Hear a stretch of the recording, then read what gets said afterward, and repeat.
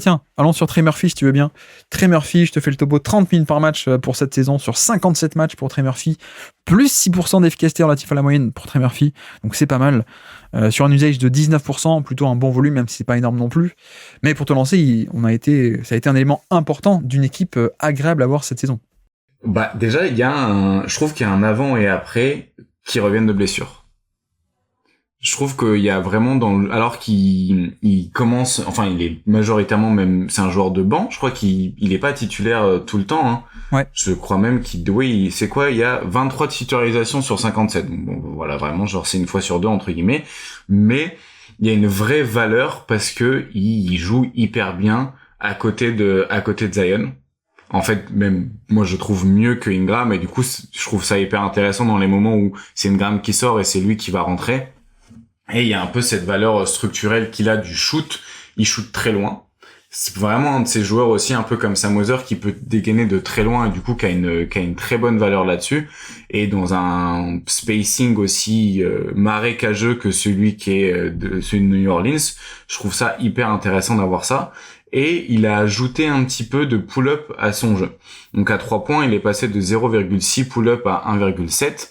Donc ça rajoute encore plus de valeur entre guillemets à son profil de shooter, parce que du coup il est capable, avant il se créait son tir en courant sans le ballon, maintenant il est capable aussi de se le créer avec le ballon dans les mains, donc c'est hyper bon. C'est un joueur qui va être très difficile à défendre off-ball parce que tu peux pas vraiment être en top lock sur lui, parce que c'est une machine à aller au cercle sans ballon aussi. Je crois qu'il doit avoir un truc comme 75% de réussite au cercle. Je crois qu'il est dans genre le 98e centile en termes de réussite au cercle. Il est hyper bon pour attaquer le cercle aussi sur close-out. Et parmi tous ces trucs-là, de ces moments où il va au cercle avec et sans ballon, il a aussi ajouté un peu de passe. Je sais que c'est pas beaucoup, mais il a quand même ajouté un peu de passe et il est utilisé aussi sur je trouve que c'est d'ailleurs là où tu vois que les joueurs sont en développement à la passe, c'est qu'ils sont utilisés sur des empty side action, un peu comme je parlais de Jalen Suggs tout à l'heure. C'est un peu pareil avec Trey Murphy. Il est beaucoup utilisé sur des sortes de zoom action où du coup lui vide le corner et du coup récupère le ballon sur une action, le corner est vide, ou sur des pin down un peu avec et sans ballon. Pas mal utilisé là-dessus, et il sait entre guillemets aller au cercle ou faire la petite pocket pass pour le rollman. Du coup, au fur et à mesure, on se retrouve sur un joueur qui a genre 106 de true shooting plus, alors qu'il y a un trou d'air au lancer franc et qu'il ajoute du pull-up. Donc il est passé de genre 110 à 106. Il a perdu un peu en efficacité, mais il a gagné, je trouve, en valeur parce qu'il y a plus de créativité. Et en plus de ça, il ajoute un peu de passing, toujours aussi efficace au cercle, et de plus en plus difficile du coup à empêcher, à arrêter en tant que joueur, parce qu'il ajoute plusieurs cordes à son arc au fur et à mesure, et il devient menaçant avec et sans ballon. Donc ouais, moi j'aime beaucoup, et je pense que défensivement, sa longueur lui permet de très bien rentrer dans les schémas de New Orleans. Donc du coup voilà. Je dis beaucoup de trucs, peut-être trop, mais c'était pour faire un petit résumé. Non, mais en effet, il y a un peu ce côté où il sortait d'une grosse saison, il est blessé en début d'année, il revient pas de suite avec un rôle énorme, mais au final, c'est quand même revenu assez logiquement. Mais tu vois, il y a une période où je me dis, c'est bizarre, pourquoi est-ce qu'il joue pas autant? Parce qu'il est quand même assez précieux. Et on a vu pourquoi là après. On a vu pourquoi. Tu vois, tu parlais du spacing marécageux, comme tu dis. C'est marrant parce que dans ce spacing qui n'existe pas, pas tout le temps, pas top en tout cas, parfois il apportait un spacing partiel, un spacing géographique sur une petite partie de terrain en fait. C'est-à-dire que le panier va être bouché, ok, mais au moins ça va créer un peu d'espace, un peu de mouvement, un peu de juste au moins sur le départ du drive de Zion, tu vois, quand tu le combines un peu avec. Ouais. Et pour moi, c'est une notion importante parce que c'est un mec qui, en termes de... Bon, le 3 points, ok, mais il n'y a pas que le 3 points, il y a cette notion de dynamisme qui va créer de l'espace, du jeu, de par ce mouvement, en fait. Et c'est pour ça, c'est pas pour rien si c'est le partenaire de pick and roll préféré de Zion. C'est que, en poseur d'écran, quand tu as un shooter aussi dynamique que Trey Murphy, forcément, ça complique le boulot défensif, ça crée du chaos, etc., etc. Et bon, la différence avec l'an passé, c'est que, ok, tu l'as dit, hein, sur le côté bien, c'est qu'il a un peu commencé à diversifier son jeu, mais c'est pas encore génial. L'autre côté, la perte d'efficacité aussi, c'est juste que il est passé de 42% à 3 points à peine 38%, à peine entre guillemets, parce qu'en fait c'est encore génialissime, hein, pour le coup, c'est sur un bon volume de shooter très, très bien comme ça.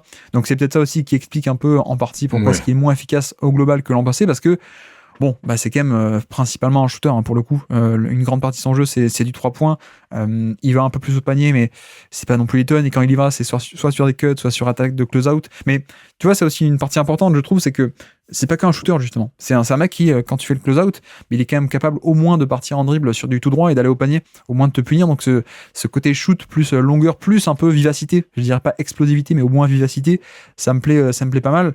Est-ce qu'on dit pas explosivité quand même? Enfin, moi je le trouve quand même explosif. Oui, À la relativement finition au explosif, cercle oui. et sur même sur les départs, je le trouve plutôt explosif et je trouve qu'il est très volontaire là-dessus. Et d'ailleurs, ce qui me manque un peu, c'est qu'il est peut-être pas assez off-ball. Je trouve que off-ball, il est peut-être un peu trop dans le repositionnement derrière la ligne à 3 points. Alors que une fois qu'il a le ballon dans les mains, il est plus agressif au cercle et je pense qu'il a de la valeur à aller chercher, à faire plus de cuts. De ce que j'ai regardé après, mais j'ai l'impression qu'il y a encore de la valeur à aller chercher parce qu'il est quand même franchement rapide, il a des longues jambes et je pense que parmi les meilleurs shooters, c'est un des mecs qui a ce truc-là un peu de genre, je fais des gros dunks et je tire plus de 10 points sans possession à 3 points. Je crois qu'ils sont deux, il y a genre lui et Isaiah Joe, c'est les mecs un peu qui sont genre des gros dunkers et des gros shooters à 3 points. Oui, non mais il y a un peu pour moi le problème du dribble pour l'instant où l'explosivité, la vivacité, elle est là de base, mais elle est pas hyper là tout le temps avec ballon, mais parce qu'il y a pas cette maîtrise et c'est un peu dommage. Ouais. Tu vois, il a encore en termes de drive, bon enfin en tout cas au panier plutôt, quasiment 70% de ses paniers au niveau du cercle sont assistés. Donc on n'est pas sur un mec qui est encore capable de se générer des tirs ou des décalages un peu tout seul. C'est peut-être la limite et c'est par rapport à ça, tu vois, je suis d'accord, hein, qu'il y a des progrès, hein, je dirais pas jusqu'à dire, comment dire, c'est pas non plus négligeable, mais en tout cas, c'est pas conséquent, les petits progrès par-ci par-là de son jeu, et au final, on a quand même un mec qui est très fort dans son rôle, mais ça reste un rôle où, encore une fois, hein, plus de 80% de ses paniers sont assistés. Donc, c'est un peu comme Markkanen, tous les paniers assistés ne se valent pas, il y a du jeu off-ball, donc c'est aussi de la création un peu indirecte, même si à la fin, il y a une assist, bah, si t'as fait le mouvement, et c'est toi qui as créé de facto l'action, ok. Mais on est tout de même beaucoup plus sur cet aspect-là que sur un aspect de créateur génial. Mais ce qui est sympa, c'est efficacité. C'est très peu de pertes de balles, d'ailleurs. On est à peine à 5%. De balles du tout, même. Hein. Ouais, c'est ouf. C'est le mec qui perd le moins de ballons en NBA en termes de turnover percentage. Et je crois que si on fait un filtrage par rapport à efficacité et les turnover percentage, il doit être le seul à être aussi efficace au tir et aussi peu de pertes de balles. Donc c'est quand même assez admirable. Mais ce qui est bien, c'est qu'en plus de ça, en fait, on a la défense qui est viable. Et tu vois, ça change tout parce que c'est pas juste un joker sympathique, un shoot en mouvement, etc. C'est un mec qui, comme tu dis, dans ces fameux schémas des Pelicans assez agressifs et qui compte un peu sur la capacité de close-out, la capacité de mouvement dans l'espace. Il fait partie de ça. C'est pas le meilleur, mais il en fait partie et il fait pas du tout tâche là-dedans. Non, bah clairement et en plus je trouve que c'est là où il a encore plus de valeur, c'est qu'il correspond au schéma, ou en tout cas que les schémas sont permis par sa présence aussi. Pas que la sienne, mais ça en fait partie. Effectivement, j'ai regardé minimum 1,22 points par tir et moins de 5% de turnover percentage, et il y a que lui. Mais bah voilà. Et on peut même jouer avec les critères, tu vois, si on refait remonter non pas jusqu'à 6 mais à 7% de turnover percentage, il y a encore que lui. Bref, mais c'est très très le mot d'ordre, c'est propreté, donc c'est bien. Et donc classement, où est-ce qu'on l'imagine? Alors. Quelle zone? Est-ce que, déjà pour moi, j'irais presque même bien le avec Herb Jones. La facilité donc. Attends, la facilité, faut que je mieux de 100 joueurs quand même, c'est pas très facile. Mais je me dis comme ça, je prends pas trop de risques. La valeur d'Herb Jones défensivement est rattrapée par... tu vois, je pense que ça se complète bien. Je les vois bien les mettre l'un à côté de l'autre. Et c'est pas trop loin de la zone Michael Porter Jr., Lauri Markkanen. C'est vrai que c'est un peu l'autre point de repère, c'est Michael Porter Jr. Pour toi, il est un peu au-dessus de ce que fait Porter Jr. Ouais. Ouais, ça me va. Ok. Donc on peut le mettre par là au milieu des 3&D, alors des 3&D d'élite. C'est ça. Non, c'est vrai que le duel par rapport à Herb Jones, c'est intéressant, hein, parce que c'est pas le même profil, mais qui a le plus d'impact au final?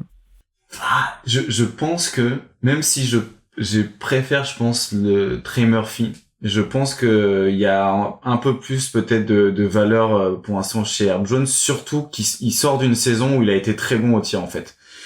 Ouais. Et donc c'est un peu je pense que la respectabilité à 3 points d'Herb Jones est pas entre guillemets assez bonne pour qu'il y ait un vrai écart, mais s'il continue à tirer aussi bien, l'écart pourrait se créer au fur et à mesure. Surtout qu'Herb Jones commence aussi un petit peu à être utilisé comme connecteur et a un peu ajouté aussi un peu de passe à son jeu cette saison. On en avait parlé, je crois, dans un hebdo d'ailleurs. Donc ouais, c'est marrant parce que c'est des profils avec certaines similarités, mais en fait là où ils sont très forts est totalement opposé. Et du coup, là où ils évoluent aussi, c'est différent. Et non, franchement, c'est un super duo je trouve à suivre, et même dans l'évolution et dans l'approche du jeu qu'ils ont, et même dans leur utilisation par les Pelicans. Ouais, je suis d'accord. Je crois que je mettrais encore Herb Jones un peu au-dessus, légèrement. Ouais, juste légèrement.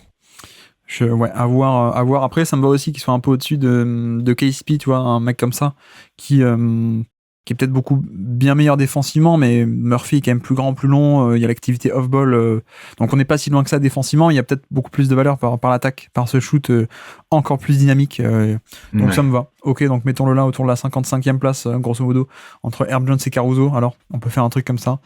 Et donc petit quiz pour finir. Nous sommes le 12 février 2024 et c'est un poster dunk contre Memphis.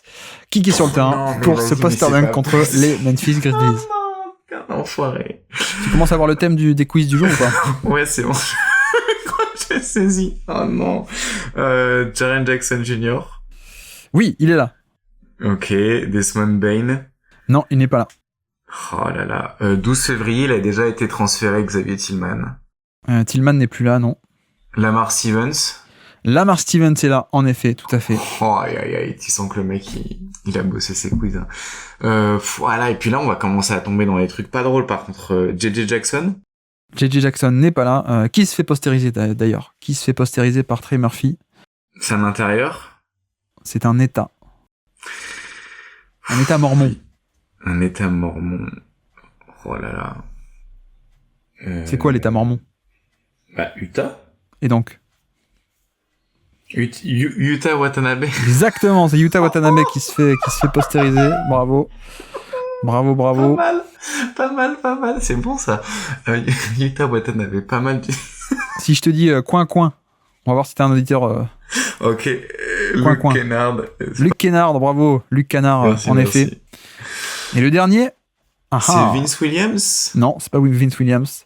Alors, le dernier. Ok. Mon premier a le même prénom que le joueur du jour. Que le joueur du jour? Donc, Trey? Mon deuxième... Ah non, il s'appelle Kenneth Lofton. Pas du tout.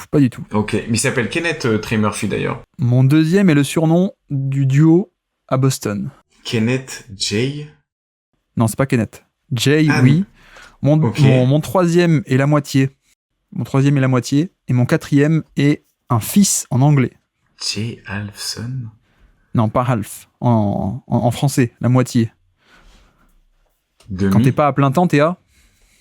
T'es à mi-temps. Et donc, Jay Jamison. Et donc, dis en entier maintenant. Trey Jamison. Voilà, Trey Jamison, bravo. Tu as trouvé un des no-names de Memphis. Trey Jamison est sur le terrain, tout à fait. Bah écoute, il le connaissait, Tom de Dunk Hebdo, celui-là? Je pense que oui, quand même. Trey Jamison, c'est pas un no-name, hein. C'est quand même un mec qui a fait au moins 10 matchs, Jamison. Ouais, qui a fait 10 matchs. Trey Jamison, et côté Pelicans alors? Ah oui, c'est Jamison avec un E en plus, quoi. Oui. Et qui a été drafté par les Pelicans. Peut-être.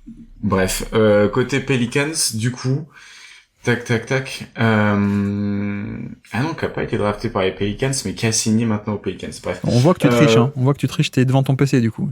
Bah oui, je suis devant mon PC pour enregistrer, j'allais pas me mettre dedans. Du coup, il y a Trey Murphy, il y a Zion Williamson. Ouais. Il y a Larry Nance Jr. Oui. Herb Jones. Oui.